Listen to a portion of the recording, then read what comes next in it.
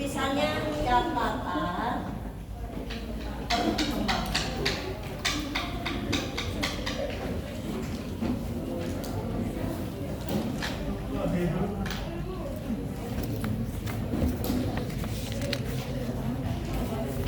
untuk tanggal berapa catatan perkembangannya? Tanggal 7.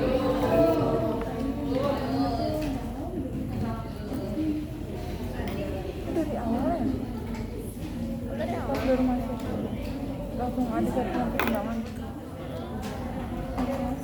Oke, lihat untuk catatan perkembangan. Kalau tadi evaluasi isinya apa? Soal. Kalau catatan perkembangan isinya soal.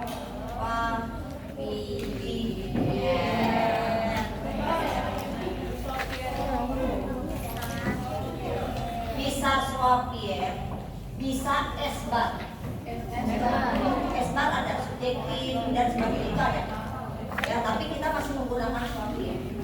Tapi esbar ada. Boleh rekan-rekan googling ya esbar itu siapa?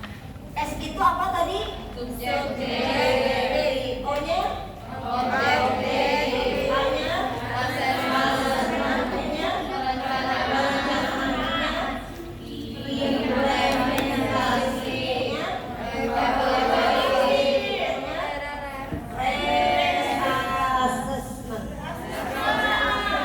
Reassessment. Idealnya dalam catatan perkembangan di setiap harinya R itu tidak boleh muncul. Kalau R muncul, judulnya juga reassessment. Artinya ada sesuatu yang salah. Kaji ulang tadi. Apa yang salah? Apakah diagnosanya yang salah atau intervensinya yang kurang? Nih, perhatikan lagi. Sepakat Sofian ya? Oke. Kalau tanggal 7 bulan 7, kalau di rumah sakit ada evaluasi setiap shift, SO-nya kita boleh copy paste dari yang mana?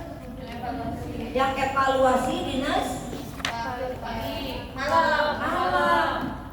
Kamu copy paste tapi hasil yang dinas malam. Pasien misalnya masih mengeluh nyeri. Pasien masih tampak meringis.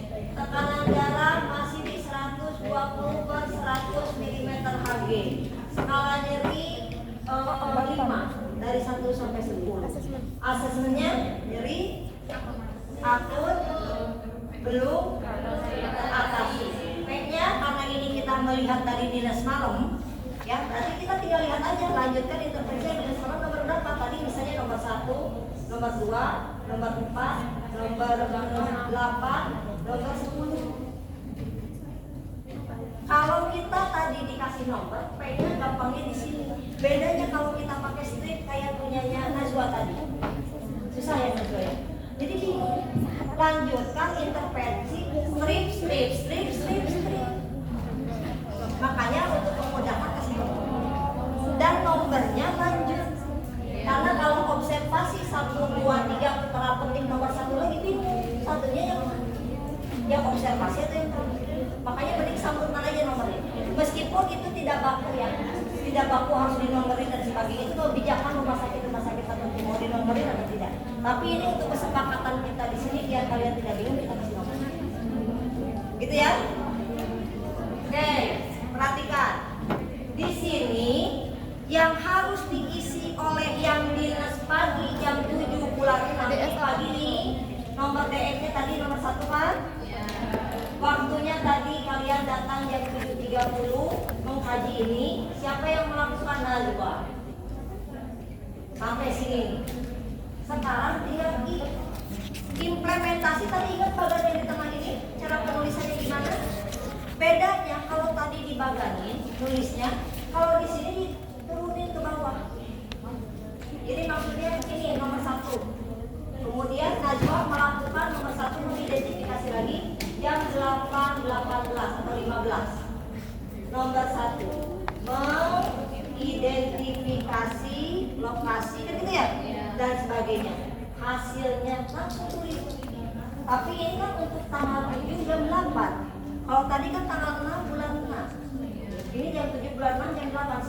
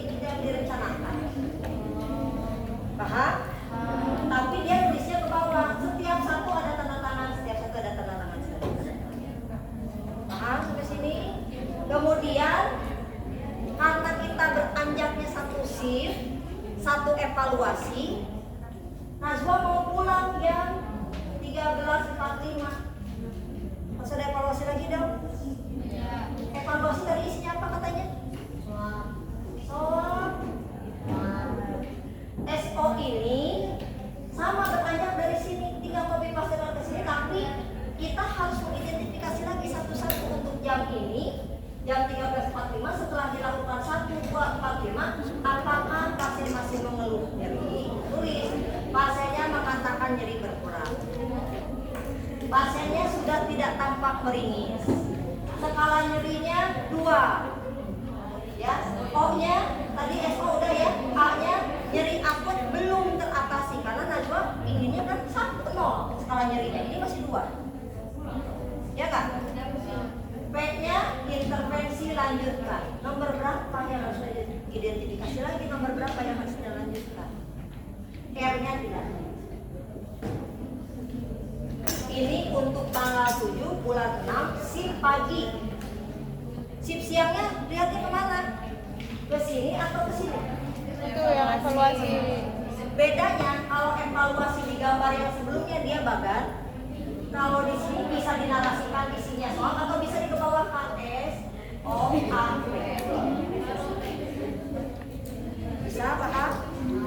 Setelah 3 hari, hari kedua begini, hari ketiga begini. Harusnya hari ketiga kalau sesuai dengan tujuan, di sini kan masalah teratasi. Tapi pas hari ketiga datang, ternyata pas dikaji lagi pasien mengatakan nyeri hebat. Skala nyeri awalnya sudah 2 jadi 8 dan sebagainya. Itu baru muncul pre-assessment, kaji ulang. Ada apa? Ya, kenapa? Karena harusnya secara fisiologis hari ketiga itu nggak ada masalah, pasien udahnya harusnya lebih bagus. Tapi kok ini setelah hari ketiga malah lebih buruk, ada apa? Pre-assessment. Tapi biasanya nggak sedrastis itu ya. Kalaupun dia drastis dari hari kedua itu udah kelihatan. Kok awalnya nyerinya skalanya 4, kok sekarang malah jadi skala 6? Ada apa?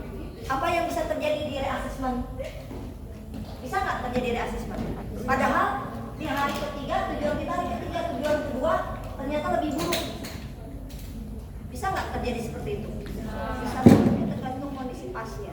Kalau pasiennya lebih buruk, tapi kalau pasiennya tidak buruk, misalnya awalnya seperti ini tapi lebih buruk, yang menyebabkan kesalahan reassessment masih ada adalah ketika dari awal intervensi perawat tidak lengkap.